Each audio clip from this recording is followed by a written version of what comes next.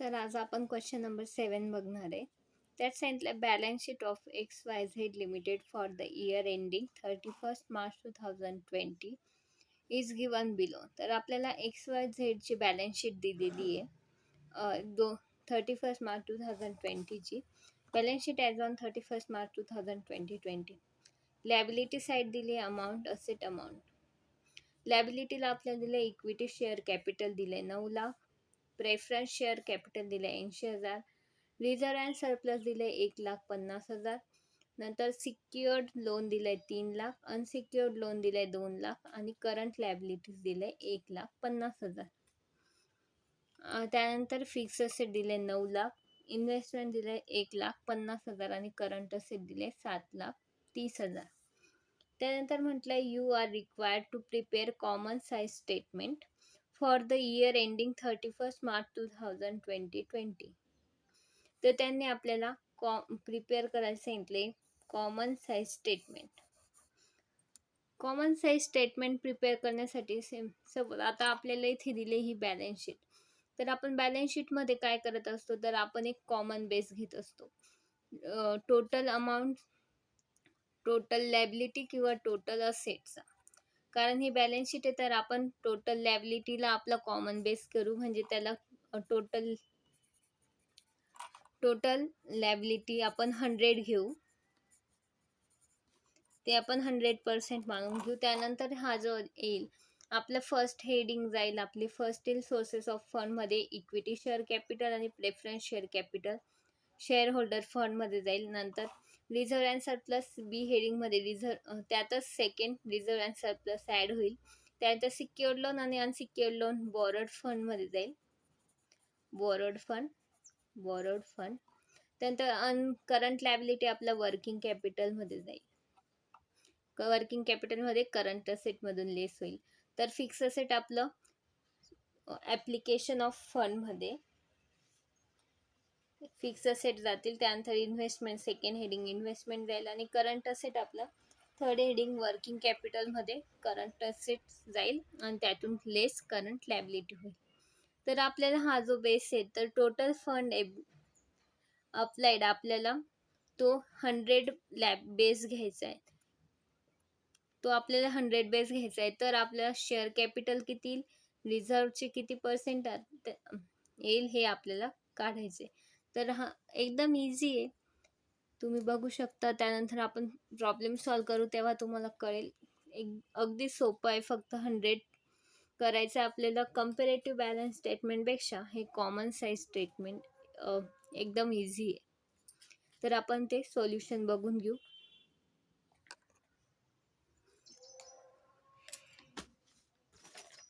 आपला common size स्टेटमेंटचा formula आहे common size percentage is equal to amount of आपण इथे अमाऊंट ऑफ असेट या लॅबिलिटी जी इथं येईल आयटम तो, तर टोटल फंड अवेलेबल इंटू 100 येईल. मी इथं एक असेट घेतली तर तिथं लॅबिलिटी अदर कोणता आयटम जो असेल तो आपण लिहायचा. त्यानंतर डिव्हायडेड बाय आपला टोटल फंड जो अवेलेबल आहे ते करायचा इंटू 100 करायचं. तर आपल्याला कॉमन साईज पर्सेंटेज मिळेल. तर आपण क्वेश्चन नंबर 7 मध्ये करून घेऊ. तर आपण फर्स्ट लिहिणार सुरुवातीला common size balance sheet as on 31 March 2020, particular amount आणि पर्सेंटेजचा अमाऊंट कॉलम येईल. तर आपल्याला फर्स्ट आपण सिम्पल बॅलन्स शीट प्रिपेअर करून घेऊ. तर आपल्याला बॅलन्स शीटमध्ये प्रिपेअर करत असताना फर्स्ट आपलं येईल, फर्स्ट हेडिंग येईल सोर्सेस ऑफ फंड. त्यात येईल A heading sources of fund, sources of fund. तर त्यात फर्स्ट हेडिंग आहे ए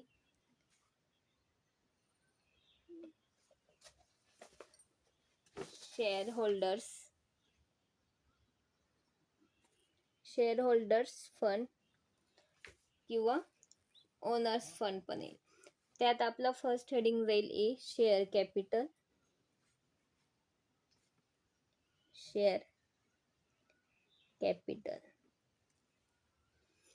शेअर कॅपिटल मध्ये आपल्याला त्यांनी दिलाय त्यांनी दिले आपल्याला इक्विटी शेअर कॅपिटल दिले 9 लाख, तर ते येईल शेअर कॅपिटल मध्ये.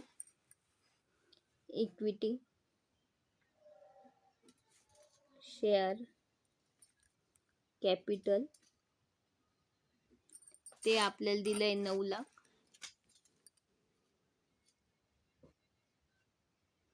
त्यानंतर दिलंय प्रेफरन्स शेअर कॅपिटल, ते सुद्धा आपल्या शेअर कॅपिटल मध्ये जाईल, ते आपण लिहून घेऊ.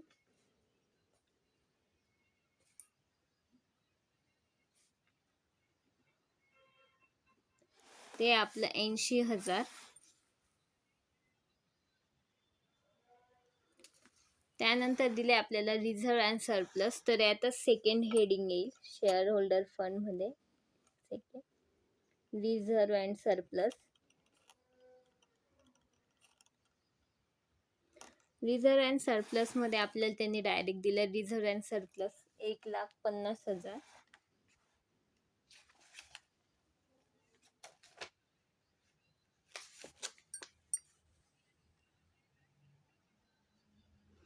त्यानंतर दिलंय सिक्युअर्ड लोन, ते जाईल आपलं बॉरोड फंड मध्ये, तर यातच सेकंड हेडिंग येईल.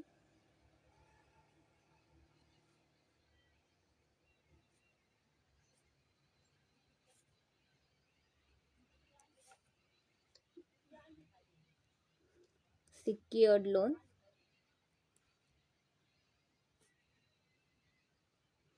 ते आपलं 3 लाख. त्यानंतर आहे अनसिक्युअर्ड लोन दिलंय आपल्याला 2 लाख.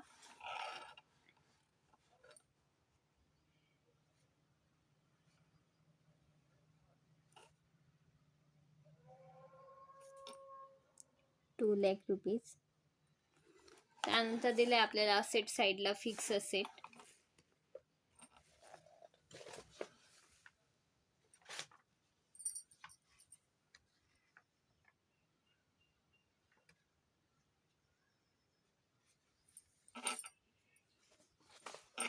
इथे येईल आपलं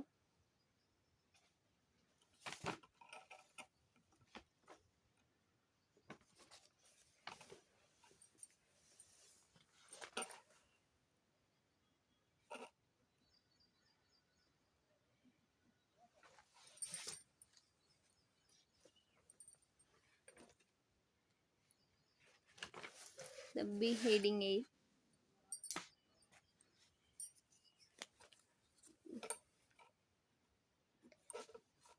ऍप्लिकेशन ऑफ फंड.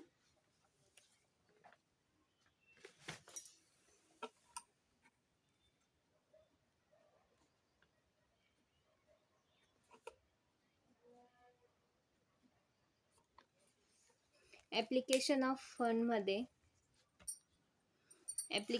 फंड मध्ये फर्स्ट येतं आपलं फिक्स असेट.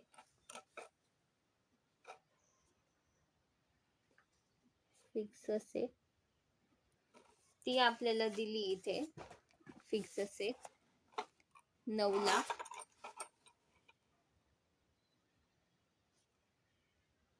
त्यानंतर बी हेडिंग आहे इन्व्हेस्टमेंट. दिले आपल्याला 1,50,000. त्यानंतर दिले आपल्याला करंट असेट 7,30,000.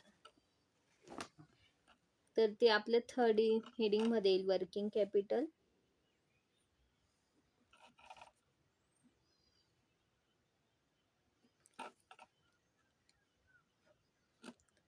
करंट असेट्स 7,30,000 लेस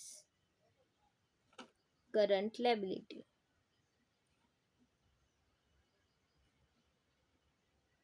करंट लायबिलिटी आपल्याला दिली 1,50,000.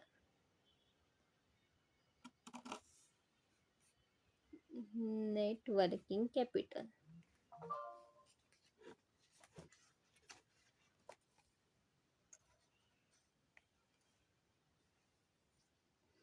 तर आपण आता आधी कॅल्क्युलेशन करून घेऊ, त्यानंतर पर्सेंटेज काढू. ठीक आहे, सिंपल आपण हे करून घेऊ. याची ऍडिशन आली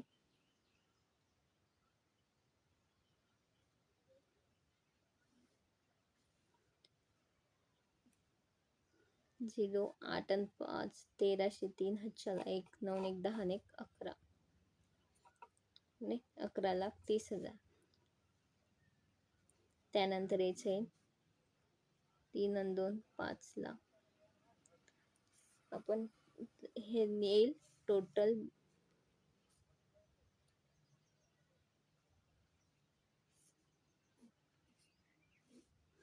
दोघांचे ॲडिशन करून घेऊ आपण. 30 5 आणि 1 6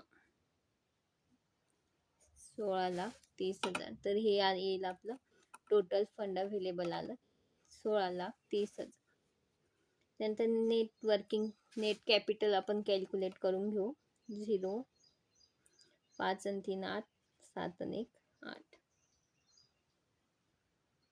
सॉरी, हे मायनस करायचं आहे. तर 13तून 3तून 5 जाते म्हणून 3 13 5 गेले उरले 8.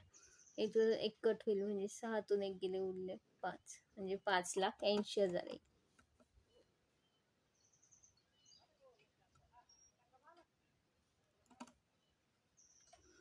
तर याचं आपण कॅल्क्युलेशन करून घेऊ. ॲडिशन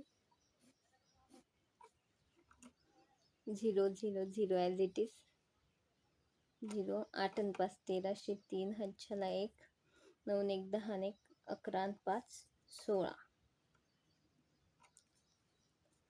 आला. हे आलं आपलं टोटल फंड अप्लाय.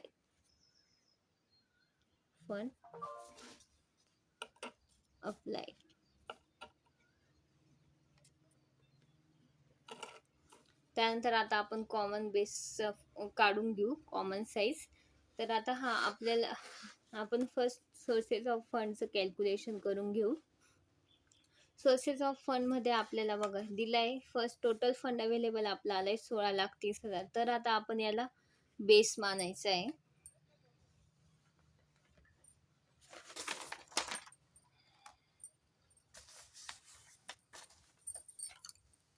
$16,30,000 आपण बेस मानायचा म्हणजे हे येईल 100%. तर आपण ते लिहून घेऊ इथे 100%. तर 100% हे आलं. त्यानंतर आता आपल्याला याचे पर्सेंटेज काढायचे. तर 5 लाखाला म्हणजे याचं कॅल्क्युलेशन असं होईल. त्याचं कॅल्क्युलेशन बघा, आपण 100 बेस मांडलाय. टोटल फंड हे आपलं बॅलन्स शीट आहे, त्यामुळे आपण इथे टोटल फंड अवेलेबल आणि टोटल फंड एम्प्लॉईडला आपण 100% कॉमन बेस घेऊ आणि त्यानुसार आपण पर्सेंटेज काढायची. जर आपलं इन्कम स्टेटमेंट राहिलं तर त्यात आपल्याला नेट सेल्स आपल्याला 100% कॉमन बेस घ्यायचा आहे. तर आता आपण इथे टोटल फंड अवेलेबल 100% म्हणजे कॉमन बेस घेतलाय, तर आपण त्याला 100% घेणार. त्यानंतर आपण आता फर्स्ट आपण कॅल्क्युलेट करणार शेअर होल्डर्स फंडमध्ये शेअर कॅपिटल.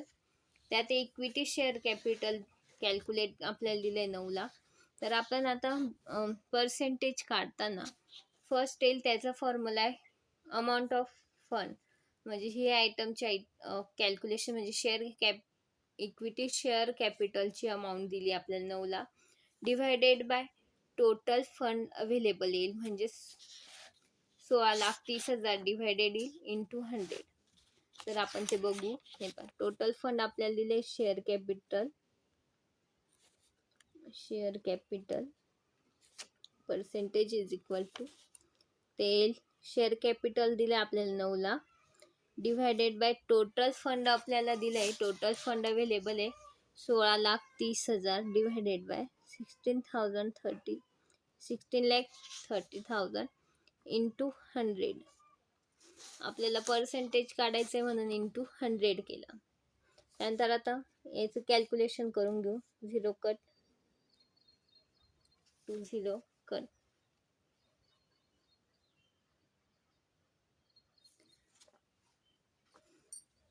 तर बघा आता त्यानंतर आपण कॅल्क्युलेशन केलं 90,000.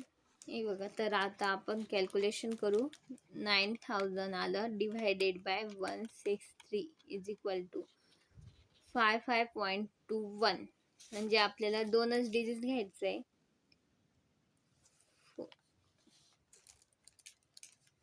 म्हणजे त्याचं कॅल्क्युलेशन आलं आपलं 5.21%. कारण हा 5पेक्षा 4 डिजिट आला त्यामुळे आपण 21च ठेवू. त्यानंतर आपण बघा इथे लिहून घेऊ. तर आपला शेअर कॅपिटल फंड आलं आपलं 55.21%. त्यानंतर आहे प्रेफरन्स शेअर कॅल्क्युलेट करताना आपण बघा प्रेफरन्स शेअर दिले आपल्याला 80,000 divided by total fund available आपले 16,30,000 इंटू 100. तर ते येतं आपलं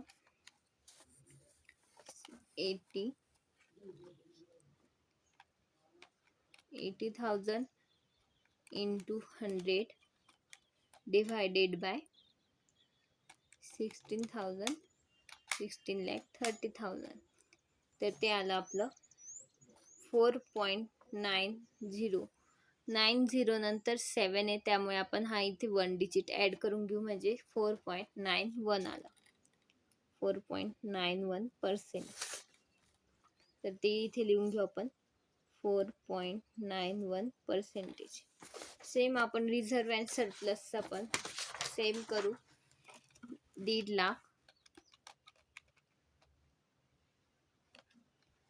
divided by total fund applied आपलं 16 लाख डिवायडेड बाय 16,30,000 इंटू 100. तर ते आलं आपलं 9.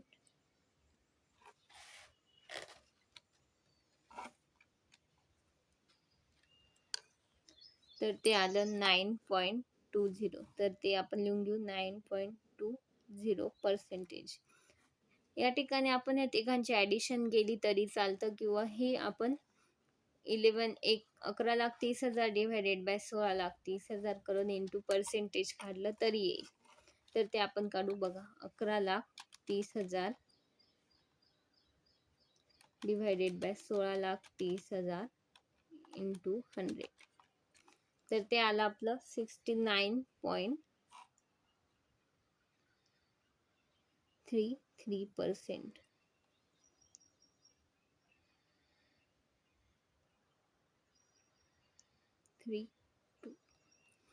33 आपण असं केलं. इथे 69.325 त्याच्यामुळे आपण इथे 3 करून घेतलं. तर 69.33%.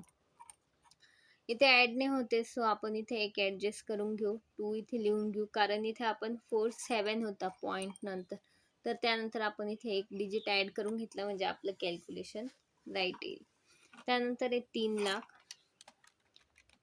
3 lakh divided by 3 lakh divided by 16 lakh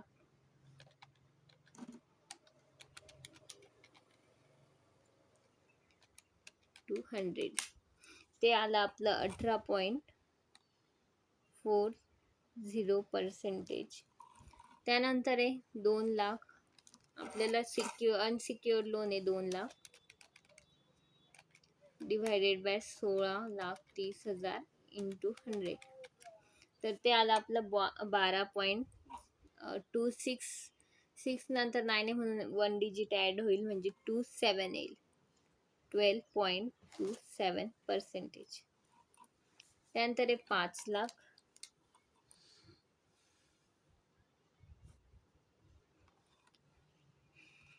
तर 7 इथे येईल 5 लाख बाय 16,030 इंटू 100. ते आलं आपलं 30.67%. तर आपण ह्या दोघांची ॲडिशन केली तर आपलं 100% होतं. आपण कॅल्क्युलेट करून बघू का.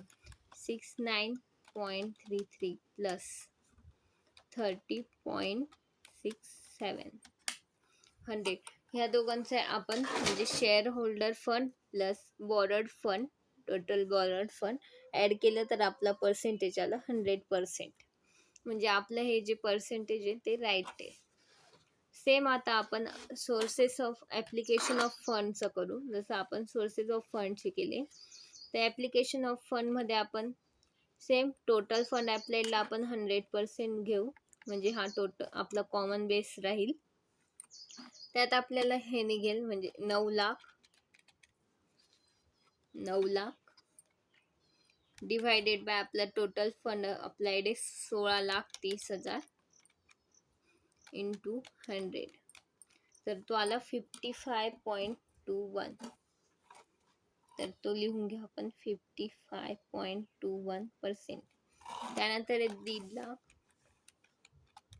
आपलं इन्व्हेस्टमेंट आहे 1,50,000, त्याला डिवाइड केलं आपल्या टोटल फंडने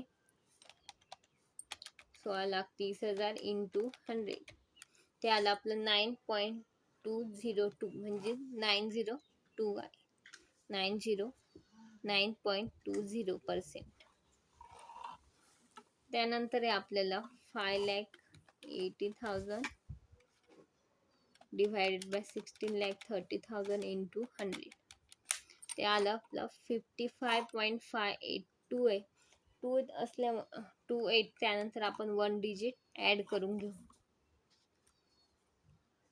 35.59%. तर आपण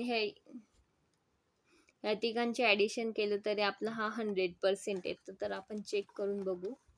55.21 plus 9.2 plus 35.59 is equal to 100%. म्हणजे आपलं कॅल्क्युलेशन राईट आहे. तर आपला हा प्रॉब्लेम सॉल्व झाला आहे. सिम्पल आहे. आपल्याला या ठिकाणी काहीच करायचं नाही आहे, सगळं आपल्याला रेडी असेल, फक्त आपल्याला पर्सेंटेज काढायचे. त्यासाठी तोही फॉर्म्युला इझी आहे. आपल्याला सुरुवातीला कॉमन साईज बॅलन्स शीट करायची आहे. आपण जी व्हर्टिकल बॅलन्स शीट प्रिपेअर करतो सेम व्हर्टिकल बॅलन्स शीट आधी प्रिपेअर करून घ्यायची आहे. त्यात first sources of fund, share कॅपिटलमध्ये जे आपले शेअर फंड वगैरे असतील ते, नंतर रिझर्व अँड सरप्लस लिहायचं आहे. त्यात वॉरंट फंड, ॲप्लिकेशन ऑफ फंडमध्ये त्या दोघांचे ॲडिशन करून आपल्याला येतं टोटल फंड अवेलेबल. नंतर ॲप्लिकेशन ऑफ फंडमध्ये फर्स्ट येतं fix asset, second investment, third working capital. Working capital आपण करंट असेटमधून करंट लायबिलिटीज लेस करतो. त्यानंतर आपल्याला नेट वर्किंग कॅपिटल मिळेल आणि ह्या तिघांची ॲडिशन करून आपल्याला भेटतं टोटल फंड अप्लाइड. आणि कॉमन साईज पर्सेंटेज काढताना आपल्याला तर एक बेस म्हणजे टोटल फंड अवेलेबल किंवा टोटल फंड अप्लाइडचा आपण तो बेस घ्यायचा आहे बॅलन्स शीटमध्ये. तर आपण तो बेस घेतल्यानंतर पर्सेंटेज कॅल्क्युलेट करायचे. तर आपल्याला जे शेअर होल्डर फंडचं कॅल्क्युलेशन करताना किंवा अदर तर share holder fund divided by total fund available into 100 केला तर आपल्याला पर्सेंटेज भेटेल. तर ही सिम्पल प्रॉब्लेम आहे. या पद्धतीने सॉल्व करा, अगदी सोपा आहे. तर हा प्रॉब्लेम आपला आज कंप्लीट झाला.